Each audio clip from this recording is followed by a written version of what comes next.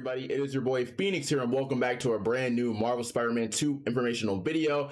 In today's video, we're going to be talking about how Marvel Spider-Man 2 can, at the most, incorporate the Kravens Last Hunt storyline. As you guys know, they're doing the Kravens Last Hunt storyline. So if you guys haven't already, make sure to go ahead and hit that like button down below, hit that subscribe button as well, and join the 88% of people that are not subscribed. You guys are excited for Marvel Spider-Man 2, and if you guys want to see more high quality Marvel Spider-Man 2 content, you guys already know that'll be over here. So it says here in this Push Square article, anticipation and hype are slowly but surely building up in a big way for Insomniac's superhero sequel, Marvel Spider-Man 2. The game is expected to have a major presence on Wednesday's PlayStation Showcase, which could very well offer the best look yet at both plot and gameplay, especially if that supposed September release date is to be believed. Marvel's Spider-Man 2 is set to feature Spidey's most lethal adversary, Venom, and will adapt the classic Black Suit storyline, a tantalizing prospect for any lifelong fan. But I think we're missing something. Spider-Man 2's secondary antagonist comes with an equally amount of significant story in Spidey's lore, a story which rocked Spider-Man's world and left a brutal impact on Peter Parker. To understand the story, we have to understand the villain of the piece. We have to understand Kraven. Now, as you guys know, Kraven the Hunter is going to be in the game as an antagonist, as one of the main villains, and I just figured, hey, we might go in and learn about him. As you guys don't know who Kraven the Hunter is, he is pretty much essentially one of the most dangerous and one of the most, if not one of the most scariest villains, in my opinion, in Spider-Man lore. So just to have him in a video game, it's going to be insane to see what he can do. It's been a while, and you guys already know it's been a while. If you guys haven't played TASM 2, TASM 2 was the last time we saw him and fought him, which is going to be insane. But it says right here in this article, Kraven the Hunter was introduced in The Amazing Spider-Man issue number 15, all the way back in 1964 by Stan Lee and Steve Ditko.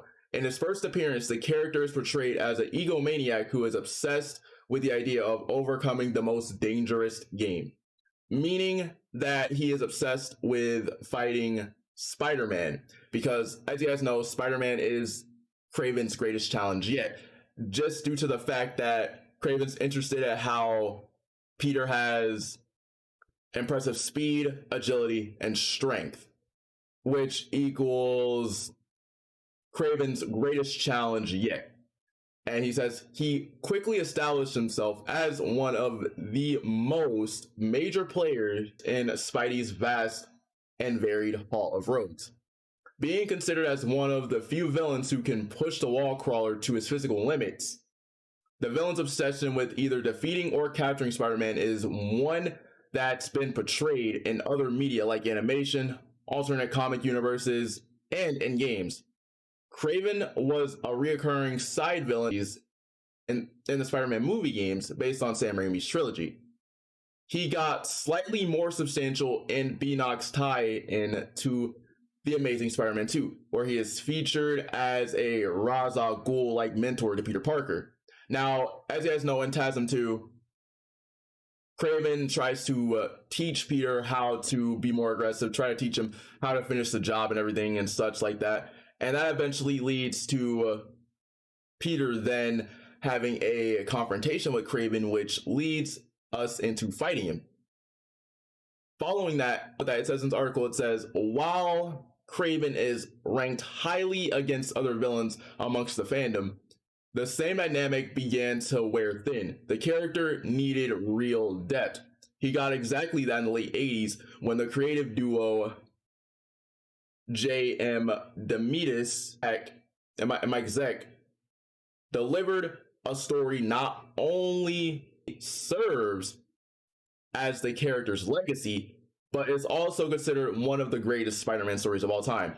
Obviously, this is referring to the legendary Kraven's Last Hunt, which is hands down one of the most insane comics to date. Like, oh my god, the amount of story development and the amount of darkness that went on in the story was insane. But it says right here, Craven's last hunt begins with an unusual, dark, and dreary night in New York City.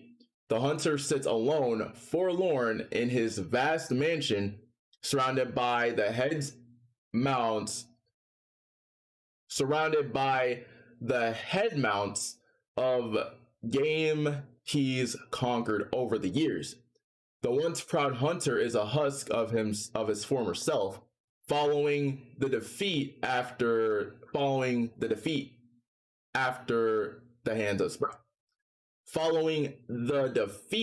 hands of Spider-Man. In his madness and grief, he hatches one final dark plot to claim victory over the web slinger. Meanwhile, Peter Parker is having a rough time. He's reeling from loss of his close friend Ned Leeds. After another traumatizing loss, Peter is left reflecting on the consequences of what. After another traumatic loss, Peter is left reflecting on the consequences that come with being Spider-Man. As he swings into the night, he's attacked with renewed vigor and fury by an incensed Kraven. Peter is shot and killed. After holding a funeral, Kraven claims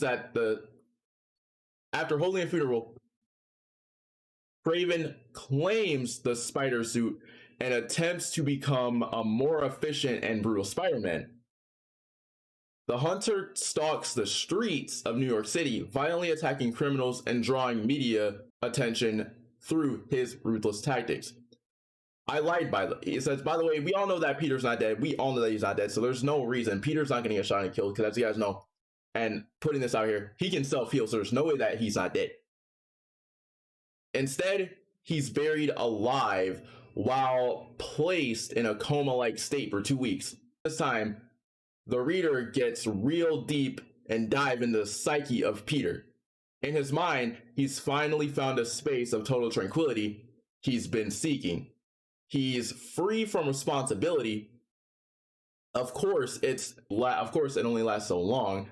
As he's met with the visions of ghosts from his past, Peter begins to steadily wrestle his demons and crawls his way to the surface, resulting in him digging out of Kraven's grave that he designed for him, as you guys know. And after that says, the end of Kraven's last hunt, as it's absolutely worth reading, but this comic could in fact have a bearing on the way Spider-Man 2's plot plays out. I 100% agree with this. We do need to see a darker Black Suit story, seeing as the Black Suit is involved.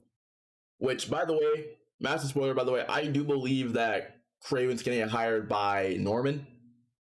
It's hard to say at this stage if Insomniac has any plans whatsoever to incorporate this story, but I can't help but feel it'd be missing a beat if it overlooked it. It's shown that it loves to have villains with real depth, as seen with Doc Ock, Mr. Negative, and the Tinkerer.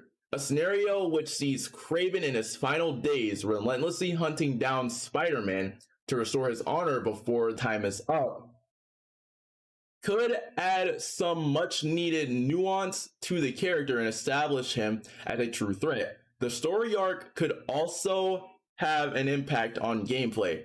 Peter being out of commission after being buried alive will allow Miles, as he must once again protect New York City alone in Peter's absence. Now, when it comes to this, I 100% think that this sounds brilliant based on this article. It sounds brilliant. I 100% do feel like I want to see that. I do.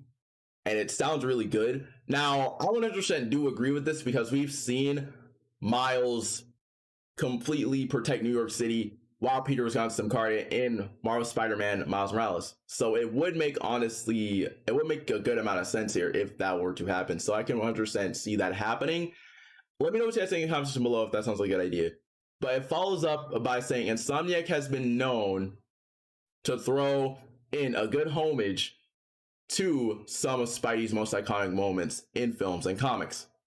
Kraven's Last Hunt not only features one of the most striking imagery of the character's 60-year history, but also could allow the studio to lean more on the psychological aspects of storytelling that they toyed with in the first game, which they did an amazing job in the first game. So I can't wait to see what they do with the second outing.